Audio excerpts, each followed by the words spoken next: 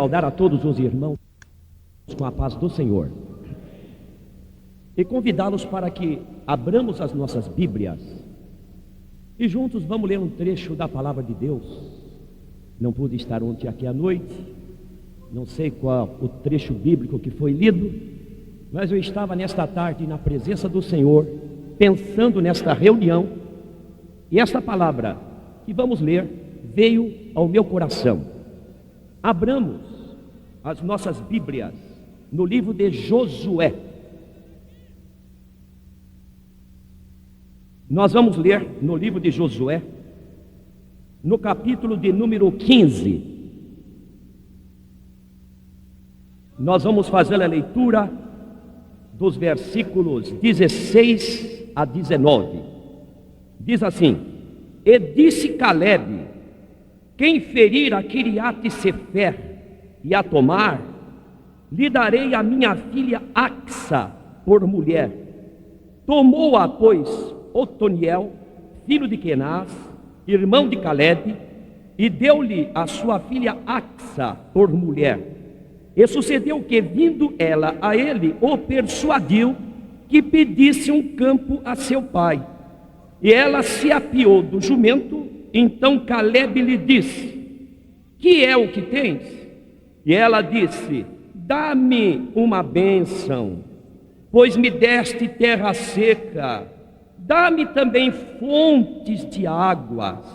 Então lhe deu as fontes superiores e as fontes inferiores. Amém, glórias a Deus. É um trecho bíblico conhecido este que nós acabamos de ler. Certamente a maioria dos irmãos que estão aqui já leram, já ouviram falar, mas foi a palavra que veio ao meu coração para repartir com os irmãos aqui nesta noite. Meus amados irmãos, está se referindo aqui a uma jovem que recebeu do seu pai uma porção de terra, só que a terra era seca, não tinha fonte de água. E ela, numa segunda oportunidade, ela se dirige a seu pai e disse: Meu pai, me dá uma bênção, me dá lugar onde tem fonte de água. E diz a Bíblia que foi-lhe dado fontes superiores e fontes inferiores. O nosso tema é: Eis a grande fonte, vinde e saciai-vos. Meus amados irmãos, tomando esta passagem da Bíblia como ilustração do que queremos falar nesta noite, nós encontramos que esta jovem estava no lugar que não tinha nenhuma fonte de água. Isto é uma figura do homem que está no pecado, aonde não existe nenhuma fonte que possa saciar a sua sede. O homem está dominado pelo pecado. A Bíblia diz que todos pecaram e destituídos estão da glória de Deus. A Bíblia diz que Deus olhou dos céus à terra e ele viu que todos se extraviaram e juntamente se fizeram inúteis.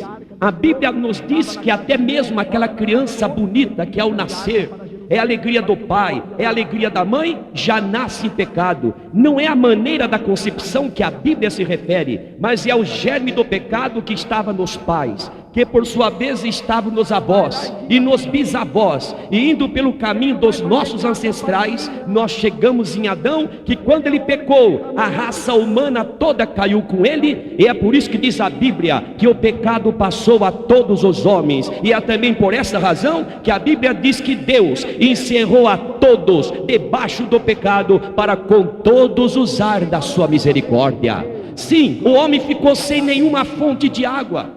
O pecado tirou do homem todos os recursos disponíveis. O homem ficou somente com as coisas pobres da terra.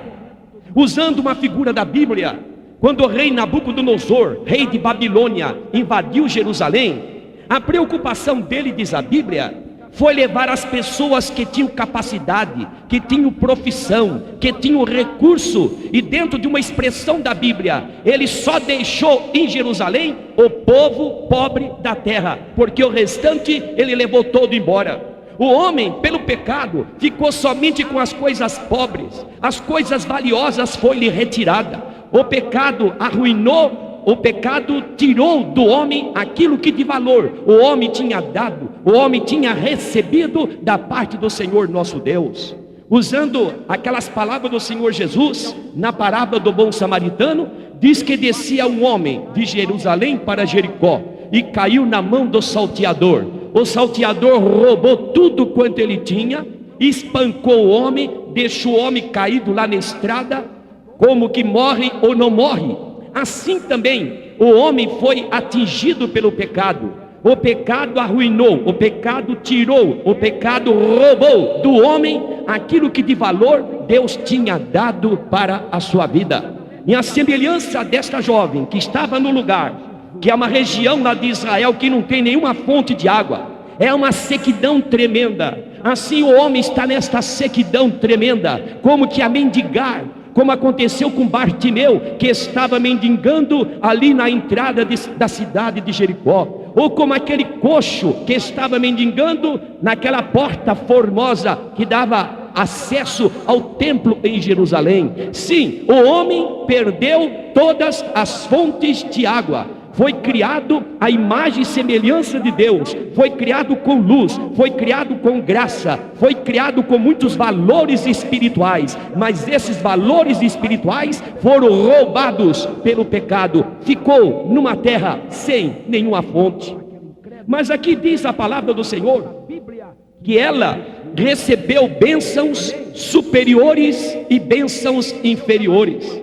O que Deus quer dar para o homem, o ser humano, são as fontes superiores e as fontes inferiores. Nós lemos na Bíblia, quando Jacó estava sendo abençoado pelo seu pai, a bênção de Deus foi dupla. A bênção foi esta: o Senhor te dê do orvalho do céu, são as fontes superiores, e te dê também da gordura da terra, são as fontes inferiores. A mesma coisa aconteceu quando José estava sendo abençoado. A bênção de Deus é descrita da seguinte maneira: o Senhor te dê do mais excelente do céu, das novidades do sol, das novidades da lua, são as fontes superiores. Mas também continuou dizendo: e o Senhor também te dê das novidades do campo, glória seja dada ao nome do Senhor. São as fontes superiores e são as fontes inferiores, glória seja dada ao nome do Senhor. As fontes inferiores, ou seja, as bênçãos materiais, Deus também quer dar. Aquele que confia no Senhor, aquele que está em comunhão com Deus, as fontes da vida material também lhe são abertas. Nós lemos na Bíblia que aquele que tem comunhão com Jesus, que está confiado em Jesus, ele também recebe bênção já nesta vida. Foi o que Jesus disse: em verdade vos digo, que ninguém há que tenha deixado casa, pai, irmãos e irmãs, por amor de mim e do Evangelho, que já não receba já nesta vida 100 vezes tanto, em casa, pai, irmãos e irmãs, com perseguições, e na idade vindoura a vida eterna, glórias a Deus. Foi por esta razão que o apóstolo São Paulo, falando a Timóteo sobre a bênção de Deus para o homem ainda nesta vida, ele disse assim: a piedade é sinônimo de santificação. A piedade para tudo é proveitosa, tendo a promessa da vida presente e daquela vida que há de vir, glórias a Deus. Sim, nós somos abençoados também nesta vida. É por isso que o salmista Davi, já velho, podia contar a sua experiência dizendo: eu agora sou velho, mas eu já fui moço, eu nunca vi o justo desamparado e nem a sua descendência mendigar o pão. Oh, glórias a Deus! É bem verdade que Deus nos abençoa nesta vida, mas a Bíblia também diz que se nós esperarmos em Cristo somente nesta vida, nós somos os mais miseráveis de todos os homens. Sim, nós esperamos em Cristo nesta vida, mas acima desta vida, e muito mais importante do que nesta vida, nós esperamos no Senhor, na sua glória. Louvado seja o nome de Jesus. Uma fonte superior e fonte inferior. Eu quero nesta noite, a partir desse momento, falar sobre uma fonte superior. que é o tema desse nosso congresso. Eis a grande fonte, vinde e saciai-vos. Quem é esta grande fonte? O salmista lá no passado, já no Salmo 87, no versículo 7, ele dizia: todas as minhas fontes estão em ti, ó Senhor. O Senhor é a nossa fonte, glória seja dada ao nome de Jesus. E o que é que sai desta fonte? Quais são as bênçãos que quem chegar nesta fonte vai usufruir? A primeira bênção que uma pessoa vai usufruir quando chegar nesta fonte é a bênção da salvação, glórias a Deus. Foi por esta razão que o profeta Isaías, no seu capítulo 12, falando sobre esta fonte, ele disse no versículo 3: e vós com alegria tirareis águas das fontes da salvação. Sim, tirareis o quê? Tirareis com alegria água da fonte da salvação. Sim, esta é uma fonte da qual sai a salvação, que foi a finalidade da vinda de nosso Senhor Jesus Cristo aqui neste mundo. Deus amou o mundo de tal maneira que deu seu Filho unigênito, para que todo aquele que nele crê não pereça, mas tenha a vida eterna. E a prova desse amor está na cruz do Calvário, quando Jesus morreu pelos nossos pecados, quando ressuscitou para a nossa justificação, quando subiu ao céu, onde lá está à direita de Deus Pai Todo-Poderoso, com todo o poder nos céus e na terra, e diz a Bíblia, pode salvar perfeitamente os que por ele se chegam a Deus. Por isso ele podia dizer: eu sou o caminho, a verdade e a vida, e ninguém vem ao Pai senão por mim. Por isso ele podia dizer: eu sou a porta, se alguém entrar por mim salvar-se-á. Por isso que dele o apóstolo Paulo podia pregar e dizer que entre Deus e os homens há um que está no meio, um mediador, esse mediador é Jesus. Por isso que a respeito de Jesus, São Pedro podia pregar dizendo: debaixo do céu não há nenhum outro nome dado entre os homens pelo qual devamos ser salvos, que não seja o nome de Jesus. Por isso que a respeito de Jesus, São João podia pregar e dizer: nós temos um advogado para com o Pai, Jesus Cristo justo. Ele é a propiciação pelos nossos pecados, e não somente pelos nossos, é pelos do mundo também, glória a Deus. Que maravilha beber da fonte da salvação. E quando a pessoa bebe desta fonte, essa pessoa é libertada totalmente. Libertada do quê? Primeiro, é libertado do pecado. Jesus disse: conhecereis a verdade, e a verdade vos libertará. O homem é libertado do pecado. A maior alegria que o ser humano pode ter aqui nesta vida é ter a certeza que os seus pecados foram perdoados. E a Bíblia diz que quando uma pessoa é perdoada, os seus pecados Deus lança para trás das suas costas, Deus lança nas profundezas do mar. E com alegre, com glorioso é o ser humano saber que todos os seus pecados foram perdoados. Sim, ele liberta do pecado, mas ele também liberta dos vícios, ele liberta do cigarro, ele liberta da bebida, ele liberta das drogas, porque conhecereis a verdade, e a verdade vos libertará. Ele liberta de crendices e de superstições. O ser humano é dominado por crendices e por superstições. Não pode passar debaixo de escada. Se é sexta-feira como hoje, e o dia é dia 13, mais supersticioso ele fica. E ele coloca uma cruz atrás da porta, ou uma ferradura atrás da porta, tem que levantar com o pé direito, cheio de superstição. Mas conhecereis a verdade, e a verdade vos libertará, glórias a Deus. Liberta o homem, glórias a Deus, não somente dos pecados, não somente dos vícios, não somente das superstições, não somente das crendices. Liberta o homem do medo. O ser humano tem medo. Medo do quê? Alguns têm medo de obra de feitiçaria, mas quem confia em Jesus não está com medo nenhum destas coisas, porque a nossa vida está escondida no esconderijo do Altíssimo. E a Bíblia diz: nenhum mal te sucederá, e nem praga alguma chegará na tua tenda. Mas não é somente liberto do medo de obra de feitiçaria, liberto do medo da morte. A pessoa sem Jesus tem medo da morte. Nós vamos em velório e observamos a fisionomia das pessoas que ali estão, como que uma interrogação que está na sua mente, como que estão perguntando: e quando chegar a minha vez? Porque há um horror da morte. Ninguém quer ouvir falar da morte, mas a morte é tão real como a vida, e para morrer somente basta estar vivo. Mas para o crente, ele não tem medo da morte. ele fica naquela situação que estava Paulo, que não sabia se ficava nesta vida ou se partia para a eternidade. E ele diz: eu estou em grande aperto. Não era aperto financeiro, não era aperto moral, era aperto de decisão. Ele disse: se eu ficar nesta vida, eu vou dar muito fruto na minha obra, mas se eu partir, eu vou estar com Cristo. E depois de somar os prós e os contras entre ficar e partir desta vida, ele concluiu dizendo: mas eu tenho desejo de partir e estar com Cristo, porque é muito melhor ainda, glória a Deus. A morte é uma porta que se abre, pela qual nós adentramos a eternidade, onde as palavras humanas jamais vão descobrir a glória que lá está, porque os 5 minutos depois da morte vai ensinar para o homem o que ele não aprendeu durante a sua vida inteira. Mas para o crente, ele olha para a morte com a esperança de estar com Cristo na sua glória. Louvado é o nome do Senhor. Liberto do medo da morte, liberto do medo da eternidade. A pessoa não sabe que eternidade vai.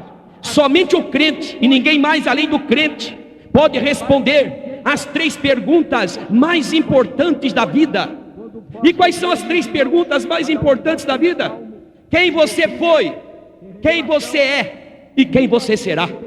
Se perguntarmos para uma pessoa que não tem Jesus como seu Salvador: quem você era? Eu fui isso, morei em tal lugar, estudei em tal escola. Quem você é? Eu sou o doutor fulano de tal, eu tenho minha firma, tinha minha microempresa. E ele vai dizer o que é. E quem você será? Se perguntarmos para um jovem, é uma reunião de jovens: o que você vai ser na vida? Ele diz: eu vou estudar. Ótimo. E depois? Eu vou me formar. E depois? Vou receber meu certificado. E depois? Eu vou montar o meu negócio. E depois? Vou ganhar muito dinheiro. E depois? Continuo ganhando dinheiro. E depois? Vou conhecer o mundo. E depois? Continuo ganhando dinheiro. E depois? E depois? E depois? E depois? Mas pergunta para um crente: quem você era? Ele vai dizer: eu era um perdido pecador, não tinha Deus, não tinha paz, não tinha esperança, era candidato à morte eterna, era candidato ao inferno, era dominado pelo demônio, era dominado pelas obras da carne, como a prostituição, a impureza, a lascívia, iras, pelejas, dissensões, heresias, glutonarias, bebedices. Eu não tinha paz, eu não tinha esperança. E quem você é agora? Glória a Deus, eu sou um pecador, mas sou lavado no sangue de Jesus. O meu nome está escrito no céu. Eu tenho certeza de vida eterna. Eu sinto a natureza de Deus, eu sinto a vida de Deus, eu sinto o sentimento de Deus, eu sinto a mente de Deus, a palavra de Deus, o Espírito de Deus, a glória de Deus, a virtude de Deus, a presença de Deus na minha vida. E quem você será? Aí ele vai dar um largo sorriso e vai dizer: glória a Deus. Daqui a pouco os céus vai se abrir, vai tocar a trombeta e vai ecoar uma voz lá em cima dizendo: vai, povo meu, entra nos teus aposentos até que passe a ira. E eu vou sair daqui, ser arrebatado no céu, vou contemplar Jesus face a face, vou estar eternamente na presença do Senhor e vou receber o galardão. Vou na sala do banquete, vou reinar com Jesus, vou estar na Nova Jerusalém. Glórias a Deus. Liberta o homem do pecado, liberta o homem dos vícios, liberta o homem das superstições e das crendices, liberta o homem do medo de feitiçaria, do medo da morte, do medo da eternidade e do medo do juízo. Queira o homem ou não queira, ele tem que comparecer diante de Deus. Goste ou não goste, creia ou não creia, a Bíblia diz que o homem terá que comparecer diante de Deus para ouvir a sentença daquele juiz, cuja sentença é irrevogável. Aquele juiz que disse: o salário do pecado é a morte, mas também disse: o dom gratuito de Deus é a vida eterna por nosso Senhor e Salvador Jesus Cristo. Mas o crente não está preocupado com juízo não, porque ele está confiado nas palavras de Jesus, que disse: na verdade vos digo, que aquele que ouve a minha palavra e crê naquele que me enviou, tem a vida eterna, não entrará em condenação, mas já passou da morte para a vida. A Bíblia diz que nenhuma condenação há para os que estão em Cristo Jesus, que não andam segundo a carne, mas segundo o Espírito. Sim, que fonte é esta? É uma fonte que sai salvação, glória a Deus. Mas o que mais sai desta fonte? A Bíblia diz que sai cura para as enfermidades, porque esta fonte gera um ribeiro, que quem chegar nesse ribeiro, oriundo desta fonte, recebe a cura da sua enfermidade. A Bíblia fala de um homem chamado Naamã, era o segundo homem mais importante na Síria, general do exército, só que aquele homem era leproso, e ele teve uma informação de uma menina que trabalhava em sua casa, de que se ele fosse na terra de Israel, lá ele seria curado da sua enfermidade. Mais do que depressa, ele, Naamã, se dirige ao rei da Síria, conta o que havia ouvido, recebe uma carta de apresentação do rei da Síria e vai para Israel, na expectativa de receber a cura da sua enfermidade. Quando chega em Israel, ao invés de ter com o profeta, ele vai ter com o rei de Israel, que leu a carta, ficou um tanto indignado, e até se expressou dizendo: ele está pensando que eu sou Deus para dar a vida e tirar a vida? Eu acho que aqui deve ter alguma coisa detrás disso. Esse homem é general, ele conhece estratégia de guerra, ele está fazendo uma sondagem do nosso país, e quando houver uma guerra entre Israel e a Síria, ele vai saber até por onde começar. E em sinal de indignação, o rei até rasgou a sua roupa. Mas quando isso estava se passando lá no palácio, Deus estava revelando tudo para o profeta Eliseu, e Eliseu dizia: manda este homem para cá, e ele vai saber que existe Deus em Israel. E Naamã foi lá, chegou no lugar, o endereço que lhe foi dado, não tinha ninguém na porta para recepcionar.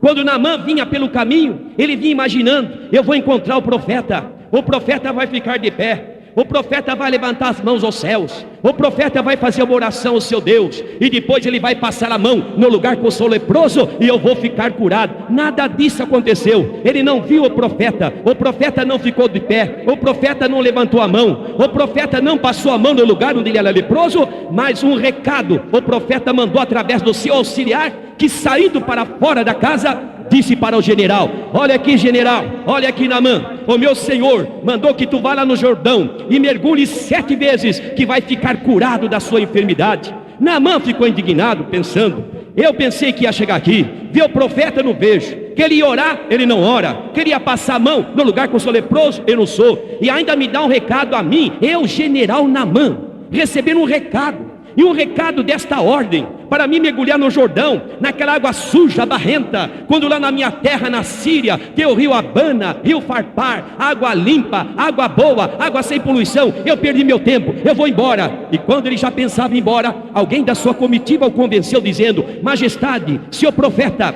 falasse uma coisa boa, tu não farias? Faria. Ora, o profeta mandou que tu vá mergulhar no Jordão, experimenta. E convenceram Naamã, e lá Naamã foi à margem ali do rio Jordão. Ele mergulha a primeira vez, continuou leproso. Mergulhou a segunda vez, leproso. Terceira vez, quarta, quinta, sexta. Quando mergulhou a 7ª vez, estava leproso. Estava dentro da água, ainda leproso. Começou a fazer a volta lá no fundo, porque ia começar a subir, estava leproso. Começou a subir, estava leproso. Quando pôs a cabeça fora d'água, estava completamente curado. Glórias a Deus. Glória a Deus. Há um rio que começa na fonte chamada Jesus, e este rio, esta fonte passa aqui nesta noite. E se você, meu amado irmão e irmã, mergulhar nesta fonte, neste ribeiro, você vai sair daqui curado, curada, porque Jesus ainda cura enfermidade. Glória ao nome do Senhor. Mas vinde à fonte, recebe salvação. Vinde à fonte, recebe cura. Vinde à fonte, recebe novas experiências com Deus, porque desta fonte sai um ribeiro, que aquele que adentrar neste ribeiro vai experimentar uma manifestação crescente da glória, do poder e da presença de Deus na sua vida. Deus deu uma visão para o profeta Ezequiel. Era um ribeiro que nascia numa fonte, diz a Bíblia, e Deus disse para o profeta que ele viesse para a frente, que ele entrasse dentro daquele ribeiro. E o profeta, na visão que Deus lhe dava, começou a entrar dentro daquelas águas chamadas de águas purificadoras. E quando ele percebe, ele está pisando dentro do ribeiro, e o nível da água está pelos artelhos, isto é, pelos dedos do pé. Quando terminou aquela dimensão que o Senhor havia medido, cerca de 500 metros na nossa linguagem, Deus novamente mediu e disse: venha, caminha a segunda etapa. E quando ele vai na segunda etapa, o nível da água estava dando pelos joelhos. Depois houve uma terceira etapa, em que ele foi convidado a percorrer. E quando ele inicia a terceira etapa, a água já estava dando pelos lombos. E depois houve uma quarta etapa, em que ele foi convidado a percorrer. E quando ele quis dar o primeiro passo na quarta etapa, não dava a pé, porque eram águas profundas, diz a Bíblia, que somente se podia passar a nado. Oh, ribeiro glorioso é esse, glória a Deus, que começa na fonte chamado Jesus, que quando nós entramos dentro dele, nós vamos experimentando as 4 etapas da nossa vida espiritual: água nos artérios, água no joelho, água nos lombos e mergulhado na água. Que maravilha! Quando o crente está dentro do ribeiro, às vezes a água ainda está nos artérios, ele está dando glória a Deus, e Deus olha para ele e diz: meu filho, minha filha, que maravilha! Você está dentro do ribeiro da minha glória, da minha presença. Mas olha, 99% do teu corpo ainda está fora da água. Continua a me buscar, leia mais a minha palavra, busque mais a minha presença, jejue mais. E o crente vai orando a Deus. Dali a pouco ele entra na segunda etapa, a água já está dando pelo joelho, ele já está mais alegre, dando mais glória a Deus, sentindo mais a presença do Senhor. Aí Deus olha para ele ou para ela e diz: meu filho, minha filha, está melhorando, mas eu quero dar mais para você. Venha mais para frente, clama a mim, que eu vou te responder e vou te anunciar coisas grandes e firmes que tu não sabes. E o crente vai buscando a Deus. Dali a pouco a água já está nos lombos, e o crente está sentindo aquela vibração espiritual, aquele gozo, aquela alegria que só a presença de Deus pode fazer na minha e na sua vida. Aí Deus olha e diz: meu filho, minha filha, já está bom, mas não está ótimo não. A cabeça está fora da água, eu quero a cabeça dentro da água também. Aí o crente vai buscando a Deus, dali a pouco ele está mergulhado no ribeiro de Deus. Isso na Bíblia se chama plenitude do Espírito Santo, que é o que Deus quer fazer com a sua igreja nesses últimos dias. E eu quero dizer de uma maneira toda especial com a mocidade, porque está escrito: nos últimos dias, diz Deus, derramarei do meu Espírito sobre toda a carne. Vossos filhos, vossas filhas profetizarão, os velhos terão sonhos, mas os mancebos terão visões. Há uma promessa de Deus para este último tempo, numa escala muito maior do que aquela que ocorreu na igreja primitiva. Pois que no dia de Pentecostes, quando o Espírito Santo desceu na igreja e eles começaram a falar em línguas estranhas, Pedro tomou a palavra e explicou para os que ali estavam, dizendo: varões, esses homens aqui não estão embriagados como vós pensais, sendo a 3ª hora do dia. Isto é o que foi dito pelo profeta Joel, e citou a profecia de Joel da seguinte maneira: nos últimos dias, diz Deus, derramarei do meu Espírito sobre toda a carne. Mas no livro de Joel não está escrito do meu Espírito. No livro de Joel está escrito: derramarei o meu Espírito. O que significa que naquele dia Deus derramou uma parcela, uma porção do seu Espírito, reservando para o último tempo, que são os nossos tempos, porque nós somos a igreja da 10ª hora, a igreja do arrebatamento, quando Deus vai derramar, não do seu Espírito, mas Ele vai derramar o seu Espírito no meio do seu povo. Glória a Deus. Naquela época foi a chuva temporã, e agora Deus quer mandar a chuva serôdia. A chuva temporã era uma chuva rápida, vinha muita água, mas por ser rápida não molhava e não penetrava muito. Mas a chuva serôdia é aquela chuva constante, aquela chuva que molha. É o que o Senhor quer fazer com a sua igreja nesses últimos dias. Daqui a pouco Jesus vai chegar, mas um grande avivamento virá na terra, porque a igreja que vai ser arrebatada é a igreja que está na luta. Satanás está trabalhando, mas Deus está trabalhando por ela e através dela. Glória a Deus. Meus amados irmãos, glória ao nome do Senhor, aleluia. Sim, desta fonte sai a salvação, desta fonte sai a cura, desta fonte sai experiências. Se você está com a experiência nos artérios, Deus e meu filho, eu quero que chegue no joelho. Se estiver no joelho, Deus e meu filho, eu quero que chegue nos lombos. Se estiver nos lombos, Deus está dizendo: eu quero que você esteja mergulhado na água. Isso fala das etapas da vida espiritual. que quando o crente vai percorrendo nela, vai sentindo cada vez mais a glória de Deus na sua vida. A experiência cristã é crescente. A Bíblia diz que a vereda dos justos é como a luz da aurora, que vai brilhando cada vez mais até ser o dia perfeito. Isso nós vemos, por exemplo, na vida de Paulo, o apóstolo, quando ele começou a sua carreira. Eu sou menor de todos os crentes.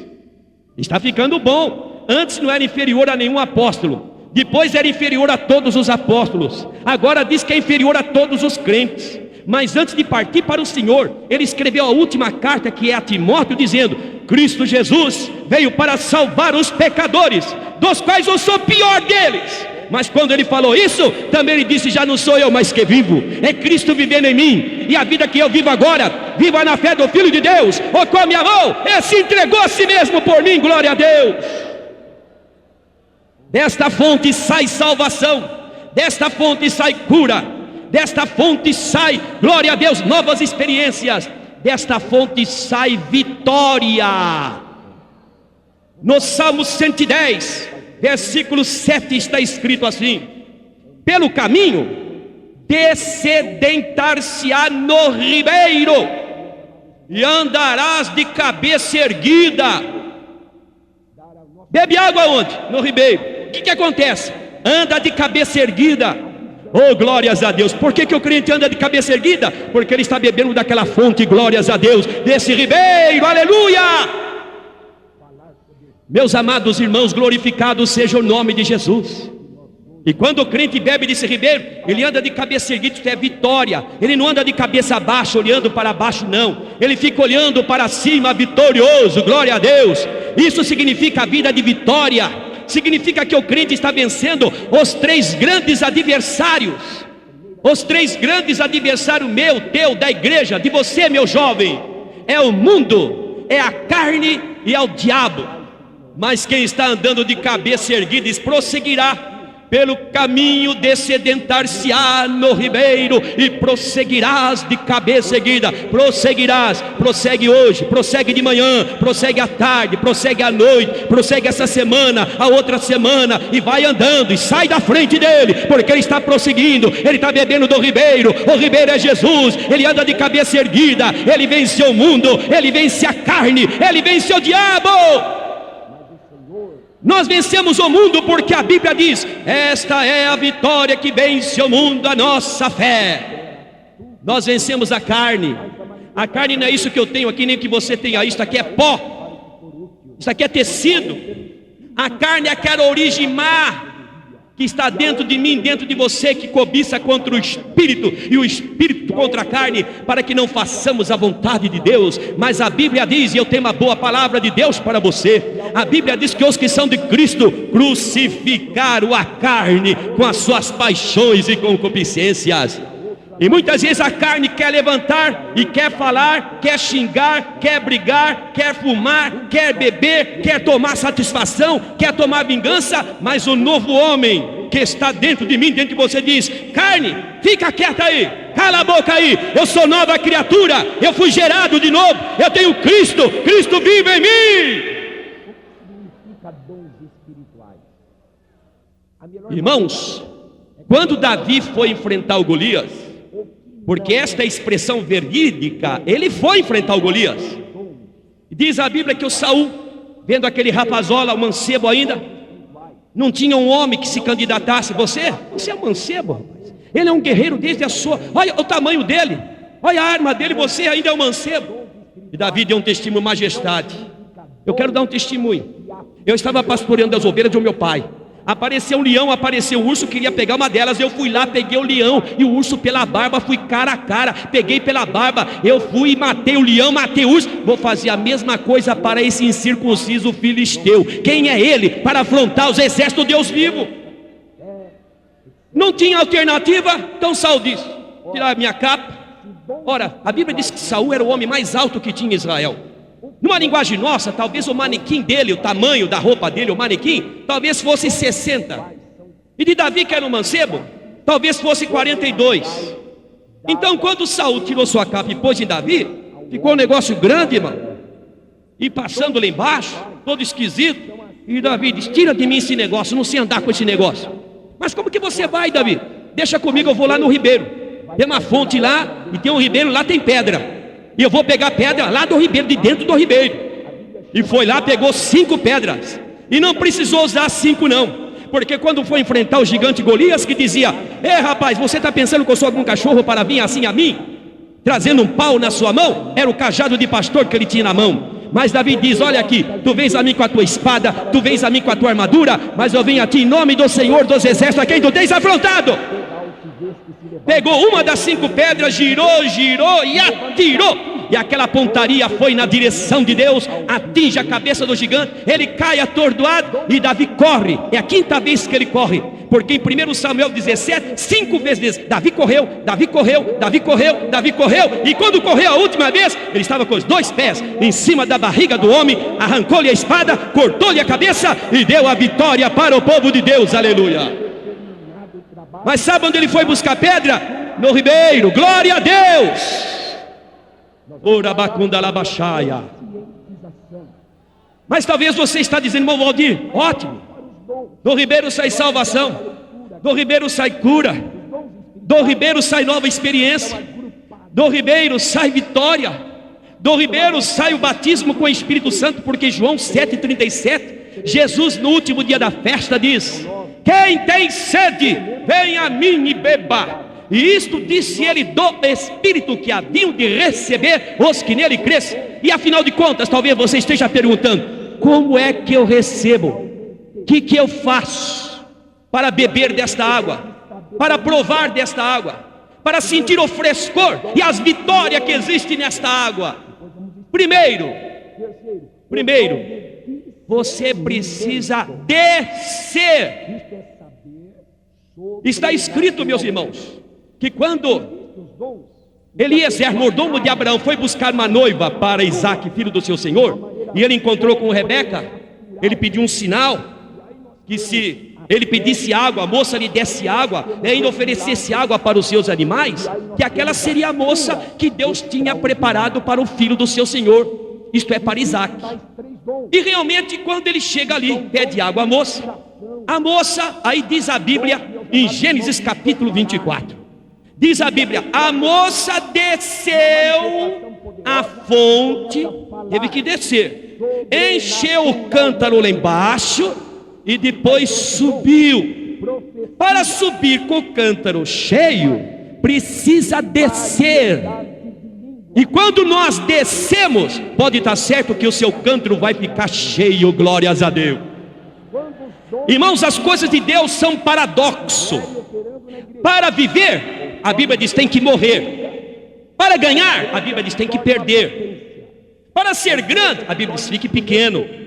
Para ser alguma coisa, a Bíblia diz seja nada, glória a Deus. E quando nós descemos no que? O nosso eu, o nosso ego. Quando nós ficamos a nada, eu vou descer, eu não sou pó e cinza mesmo. Quando a gente chega à conclusão que não é nada, e na verdade nós não somos nada. Sabe o que significa ser humilde? Significa lembrar que é pó. Porque a palavra humilde vem do latim humus, que significa terra. Ser humilde significa lembrar que é pó e cinza, como eu e você somos pó e cinza. E quando nós descemos no nosso eu, a gente chega até a fonte e vai ter contato com a fonte. Precisa descer, meu amado irmão. Desça do seu eu e você vai sair daqui nesta noite com o teu cântaro cheio d'água. Uma visão ampla de como tratar. Primeiro, precisa descer. Segundo, você tem que tirar a pedra que está tapando a fonte.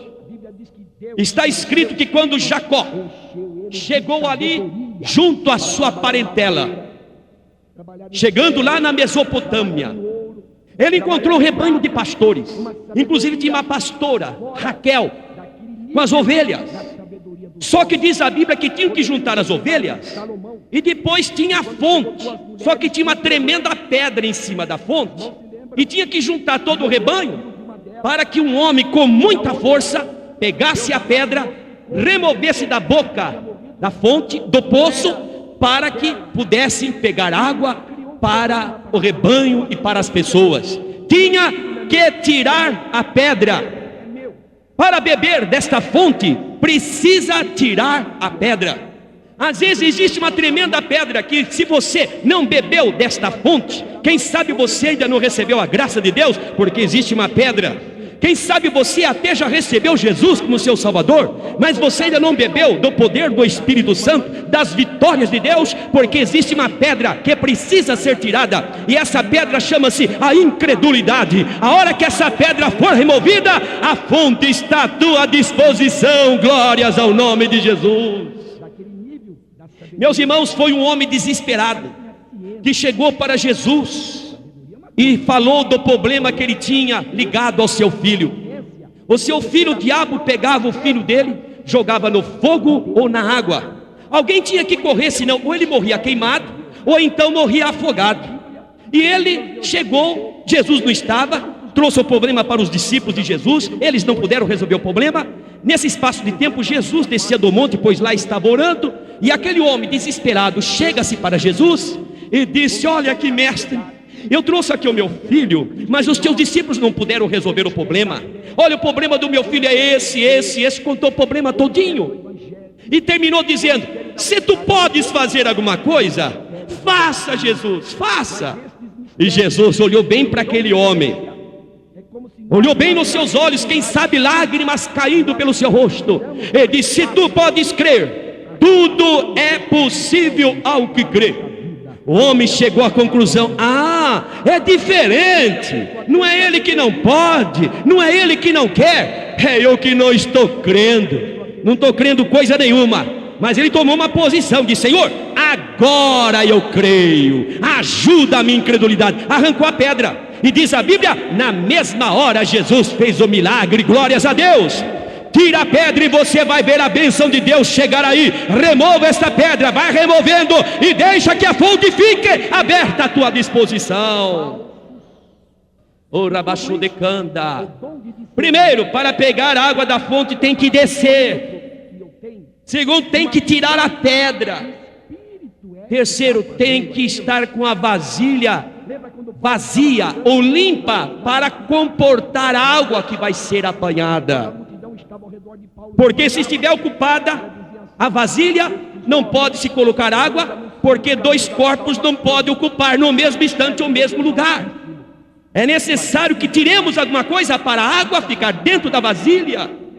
E às vezes a vasilha, o nosso coração, está ocupado com muitas coisas, e por isso não pode Deus colocar algo precioso dentro de mim, dentro de você. É necessário que nós tiremos para fora aquilo que está impedindo que Deus faça uma grande obra por nós. Glórias ao nome de Jesus.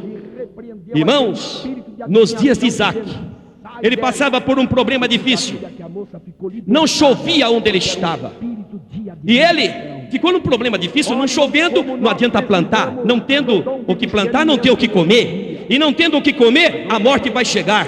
Mas ele se lembrou que o seu pai Abraão, alguns anos atrás, antes desse fato, havia peregrinado para o vale de Gerar, havia cavado um poço e achado um poço de águas vivas. E ele, lembrando desse fato, pensou: o problema está resolvido, eu vou pegar o meu rebanho, meus servos, vou peregrinar para o vale de Gerar, o poço lá está aberto, tem uma água viva, e nós vamos beber daquela água. E lá foi ele. Mas quando chegou no lugar que muito bem ele conhecia, para a surpresa dele e dos seus acompanhantes, o poço que ele julgava estar aberto estava entulhado. Os filisteus tinham entulhado. Não consta na Bíblia que ele tivesse dito: olha aqui, meu pessoal, eu pensei de chegar aqui e encontrar o poço aberto, mas já que os filisteus entulharam, nós perdemos a viagem, vamos embora. Nada disso. Diz: aqui tinha uma fonte, aqui jorrava água viva. Olha aqui, pessoal, vamos desentulhar, vamos fazer uma limpeza nesse poço, vamos tirar essas pedras, esses pedaços de madeira, vamos tirar aí essa areia, vamos tirar esse pedaço de couro, vamos tirar esse entulho. E diz a Bíblia, começou uma operação de desentulhamento. Alguém com uma pá ou com qualquer ferramenta daquela época, quem sabe jogava a terra para lá, e pedra para cá, madeira para lá, couro para cá, e foram desentulhando. E o Isaac estava fiscalizando a obra de desentulhamento. Dali a pouco, alguém que estava lá embaixo já deu um grito lá de baixo: achamos água viva! Pronto, a água viva voltou. Mas tinha que desentulhar o poço, tinha que jogar para fora aquelas coisas que ali estavam impedindo que a água viva fluísse com toda a liberdade. Meus amados irmãos, Deus quer que o meu coração e o teu coração seja um poço onde a água viva que sai da fonte, que é Jesus, esteja transbordando na minha e na sua vida. Mas às vezes tem coisas que estão impedindo, e se nesta noite houver algum impedimento, comece jogando para fora, porque vai aparecer a água viva aqui nesta noite. Glórias a Deus. Quem sabe é uma mágoa, quem sabe é um capricho, quem sabe é uma presunção, quem sabe até mesmo uma vaidade. Mas se você estiver disposto ou disposta a pagar o preço, tirando para fora, você vai ver a obra que Deus vai fazer. Quem tem que tirar para fora sou eu e você, porque a Bíblia diz que do homem é a preparação do coração, e do Senhor é a resposta da boca. Se você veio aqui nesta noite para experimentar desta fonte e há impedimento, comece a jogar para fora, porque Deus vai te visitar aqui nesta noite. A bênção de Deus vai chegar e você vai experimentar desta água que sai do trono de Deus. Meus amados irmãos, primeiro tem que descer, segundo tem que tirar a pedra, terceiro tem que limpar o vaso, quarto tem que ter sede. Sede. A Bíblia tem uma promessa, e a promessa é essa. Lucas capítulo 1 diz assim: o Senhor enche de bens os famintos, mas despede vazio os ricos. Não está falando de rico financeiramente falando. Há pessoas que se consideram ricas. Eu não preciso mais, eu já estou muitos anos na igreja, já conheço, já tenho muita experiência, e fica conformado, mais ou menos como aquela igreja que dizia: rico sou, estou enriquecido, de nada tenho falta, e foi-lhe dito: não sabes tu que és um miserável, um pobre, um cego e um nu? Sim, meus amados irmãos, é necessário que nós tenhamos sede, porque Deus enche de bens os famintos. Aonde houver corações aqui nesta noite que estejam sedentos desta água, famintos da presença de Deus, Deus vai te visitar, Deus vai encher o seu coração. Você não vai sair vazio daqui não, Deus vai encher a tua alma, e você vai sair daqui com o seu coração transbordando na presença do Senhor. Glórias a Deus. É necessário ter sede, mas não basta ter sede, é necessário chegar na fonte. Interessante que quando o povo de Israel andava no deserto, os irmãos sabem que Israel era peregrino, 40 anos de peregrinação. No deserto não tem água. Afinal de contas, alguém está pensando em como que eles bebiam água? De uma fonte. Aonde? Numa rocha. A Bíblia diz que eles bebiam de uma pedra espiritual que os seguia, e a pedra era Cristo. Muitas vezes eu imagino o povo de Israel lá no deserto, e às vezes vejo duas pessoas conversando mais ou menos assim: vamos apanhar água? Vamos. Aonde? Aí a fonte ali na rocha. A rocha está jorrando água, vamos lá. E ali iam, enchia o cântaro, enchiam lá os seus depósitos. Aí Israel saía dali, caminhava, às vezes um dia, 2 dias, ou mais dias, conforme a determinação de Deus, através da coluna de fogo, ou da coluna de nuvem, e parava lá na frente. Estou vendo os dois novamente conversando. Vamos apanhar água? Vamos. Aonde? Na fonte. Aonde está ela? É a rocha lá, está jorrando água lá. Escuta, diria o outro, aquela rocha ali, não é aquela mesma que estava lá? É a mesma. Andavam lá na frente, a mesma rocha. Lá na frente, a mesma rocha. Lá na frente, a mesma rocha. Saía a água da rocha, glória seja dada ao nome do Senhor. E eu tenho uma boa informação: está saindo água da rocha aqui nesta noite, glória seja dada ao nome do Senhor. A Bíblia, quando fala daquela rocha, diz que dela saíam 3 coisas. Primeiro, a Bíblia diz que saía água. Segundo, a Bíblia diz que saía mel. Terceiro, a Bíblia diz que saía azeite. Jesus é esta rocha, glórias a Deus. E dele sai água. Que água? Água para dessedentar, água para purificar. A respeito desta fonte, o profeta Zacarias já profetizava dizendo: e naqueles dias haverá uma fonte aberta na casa de Jacó, uma fonte aberta contra o pecado, uma fonte aberta contra a impureza. Glória a Deus que de Jesus sai esta água. mas dele sai mel, glórias a Deus. E mel fala da palavra de Deus. Nem só de pão viverá o homem, mas de toda a palavra que sai da boca de Deus. Mas dele também sai azeite, e azeite na Bíblia fala de oração, fala de amor, fala de união, fala de testemunho, fala de esperança, fala de dedicação, fala de consagração. Mas glória a Deus, azeite na Bíblia também fala do poder do Espírito Santo, glórias a Deus. E diz que saía essas três coisas. O que é que você está precisando nesta noite? Você está precisando da água? Glória a Deus, está saindo água da rocha. O que você precisa? Mel, se alimentar da palavra de Deus para sair daqui fortalecido no Senhor e na palavra do seu poder, pois está saindo mel, mas está saindo azeite. Se você veio aqui para buscar a unção de Deus, a renovação de Deus para a sua vida, está saindo azeite da rocha que é Cristo, glórias a Deus. Mas interessante que quando a Bíblia diz que saía mel e saía azeite, a linguagem figurada da Bíblia é interessante. O livro de Deuteronômio, no capítulo 32, que diz esta palavra, diz assim: e eles chuparam mel da rocha e azeite da dura pederneira. Chuparam mel e chuparam azeite. Interessante que essa figura da Bíblia, por si mesma, ela se explica. E para que uma pessoa possa chupar mel, possa chupar azeite, tem que fazer 4 coisas. Se esse suporte aqui desse microfone fosse a rocha, e estivesse jorrando aqui mel e azeite, para mim participar, eu preciso fazer 4 coisas. Primeiro, eu tenho que ter apetite de mel, eu tenho que ter apetite de azeite. Você tem apetite da palavra de Deus? Você tem aqui apetite de receber a unção de Deus na sua vida? Precisa ter apetite, senão não dou nenhum passo. Primeiro precisa ter apetite, mas ter apetite não resolve. Eu tenho que chegar perto. A Bíblia diz assim: para mim bom é me aproximar de Deus. E diz a Bíblia: chegai-vos a Deus, e Deus se chegará a vós. Mas até então, eu que tinha apetite, eu que tomei a iniciativa de aproximar, ainda não chupei mel. Eu preciso abrir a minha boca. E é o que você precisa fazer, nós precisamos fazer aqui nessa noite. A Bíblia diz assim: abra bem a tua boca e eu te encherei.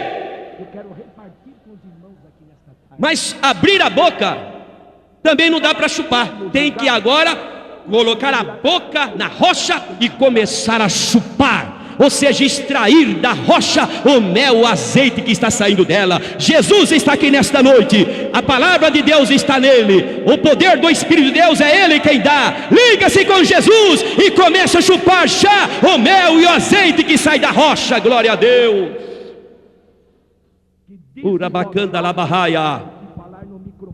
Mas deixa-me dizer, irmãos, aonde que está essa fonte? Onde está a fonte? Alguém diz: onde que está? Não estou vendo ela. A fonte está aqui nesta noite, glórias a Deus. Sabe onde? Bem do teu lado, aí onde você está. Se Deus abrir a tua visão espiritual agora, você vai ver esta fonte bem juntinho aí onde você está. Você se lembra de Agar, a serva de Abraão? Ela foi despedida de casa, pegou Ismael, filho, meu filho, fomos despedidos, vamos embora. E lá foi ela pelo deserto de Berseba. Em meio àquela trajetória, acabou a água da mulher. Ela se viu no maior desespero: meu filho, não dá para continuar, não dá para voltar, nós vamos morrer de sede. E o filho chorava ali, e ela se distanciou aqui e chorava aqui. Ele aguardava a morte lá e ela por aqui. E quando tudo era desespero, apenas a morte era o que se esperava, Deus mandou um anjo e diz: Agar, o que é que está se passando com você? Eu fui despedida da casa do meu Senhor. E contou a história toda.